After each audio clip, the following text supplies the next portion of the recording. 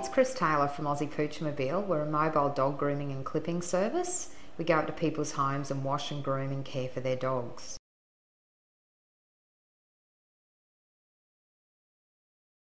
We started our operation in 1991 after about 5 years of myself being in dog grooming and clipping, and then we started the mobile side of the service. And in 1992 we sold our first franchise.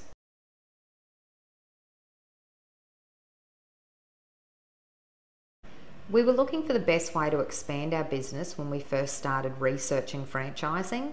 We'd already trialled representatives or subcontractors working in company-owned sites, and we already had some employees. We thought that franchising would be the best business model because it saw people investing in their business.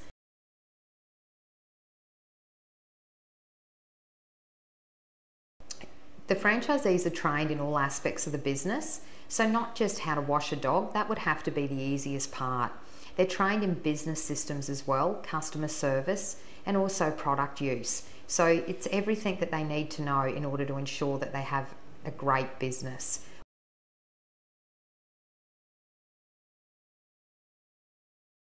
We do have a few major competitors within the industry, but truly the major issue that we have in recruiting franchisees is the ability for them to gain finance and finding the right people first. That's why we've backed our company-owned trial before you purchase, because we really do want to find the right people for the business.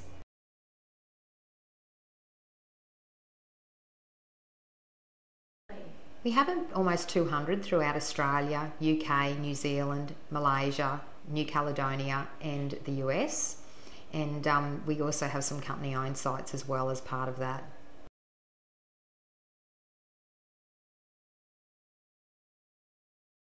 We're predominantly based in Australia with approximately 150 franchises. In the US we have about 10, and in the UK we've got about 15, and in Malaysia, New Caledonia and New Zealand we have about 5 to 6.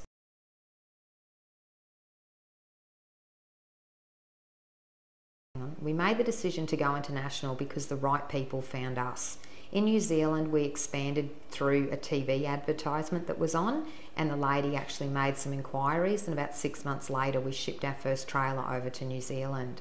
The New Caledonia and Malaysian one were people found us on the net. The UK expansion, again a lady found us on the net, and after 12 months of negotiations we actually did expand over there as well. And in the US we were able to send our Gold Coast master franchisees across to provide them with a new challenge and expand into the US market.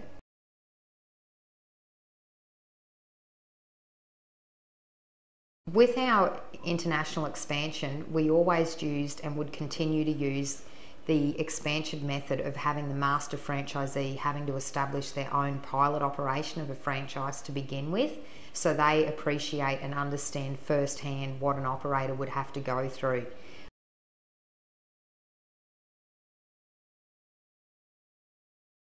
Our international expansion has proven to be a great learning curve and one that the business was destined to take. It's been a great opportunity for the business and ourselves personally to grow. Some of the major challenges we faced going internationally was the cultural differences. It was also the language differences in places like Malaysia and New Caledonia. The UK and the US proved not to be as difficult as those areas, mainly because we'd found the people that were already involved in the dog industry, and again it's very much about finding the right people to fit the system first.